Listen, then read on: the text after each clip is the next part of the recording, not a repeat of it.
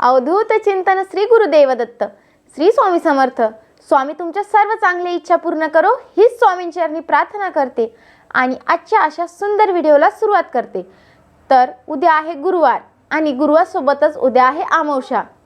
ज्यांनी मागच्या गुरुवारी उद्यापन केलेले आहे महालक्ष्मी व्रताचे ते याही कोणी काही जणांचे राहिलेले आहे तर ते या गुरुवारी करू शकतात.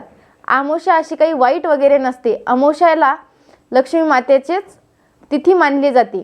त्यामुळं आपल्या मनात कसलाही डाऊट न ठेवता तुम्ही हे अमावस्येच्या दिवशी तुम्हाला लक्ष्मी मातेचे कथेचे वाचन व उद्यापन करायचे आहे. तर उद्या कुठले कुठले उपाय केल्याने आपल्यावर लक्ष्मी माता आणखीन प्रसन्न होणार हे बघण्यासाठी तुम्ही माझा व्हिडिओ आखरीपर्यंत बघा.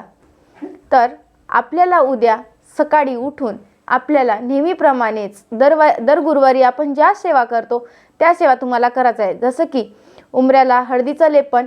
पण उद्या अमावस्या आहे तर उद्या सकाळी उठल्यानंतर आपल्याला घराला पोछा मारायचा आहे आणि त्यामध्ये आपल्याला गोमूत्र जाडं मीठ हे टाकून आपल्याला उद्या स्वच्छ असं आपली फरशी पुसायची आहे. पण उद्या गुरुवार आहे, बरेचसे जण पुसत नाही, पण गुरुवारसोबत उद्या अमावस्या आलेली आहे त्यामुळे अमावस्येच्या दिवशी आपण हे कामं करतोच. तर उद्या तुम्ही करा, नक्की काही फरक पडणार नाही. तर हळदीचं लेपन करायचं आहे, दारावरती शुभ लाभ लिहायचा आहे. त्यानंतर संध्याकाळच्या वेळेला आपण या दिवशी आपण आपल्या घरामधील झाडू मारू शकतो, वर जाळ्या काढू शकतो. त्यानंतर आपण आपले देव स्वच्छ करू शकतो. जसं की आपण रोज देवाची स्नान वगैरे करतो, पण या दिवशी आपल्याला अमावस्येला आपल्याला देवाला स्वच्छ करायचं आहे. म्हणून आपण उटणं वगैरे लावून आणि आपले बाजारात जे प्रोडक्ट मिळतात ज्याने की आपले देव आणखी जास्त शाईन करतात, त्यांचे आणखी चमक दिसते, असे प्रोडक्ट तुम्ही या दिवशी देवाला स्वच्छ करण्यासाठी यूज करू शकता. आणि या अमावस्येला आपण संध्याकाळी सर्वप्रथम देवाऱ्यात एक दिवा, दारामध्ये एक दिवा, तुळशीपाशी एक दिवा आणि गॅसपाशी एक दिवा, असे तुम्ही 4 दिवे संध्याकाळी तुम्हाला लावायचे आहे. तुम्ही ही सेवा रोजही केली तरी चालते, पण नाही केली तर दर अमावस्येला तुम्ही ही सेवा करा. त्यानंतर आपण आपल्या सायकल असो, मोटरसायकल असो, 4 व्हीलर असो, 2 व्हीलर असो, काहीही असो, अमावस्येच्या दिवशी तुम्हाला यांची पूजा करायची आहे.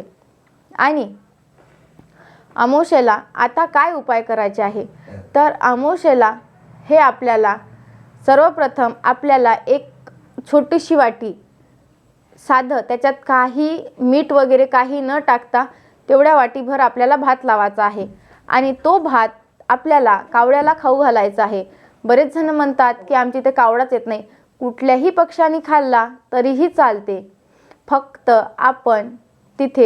आपण भात त्यांच्यासाठी बनवलेला आहे ना, ते कोणीही खाव.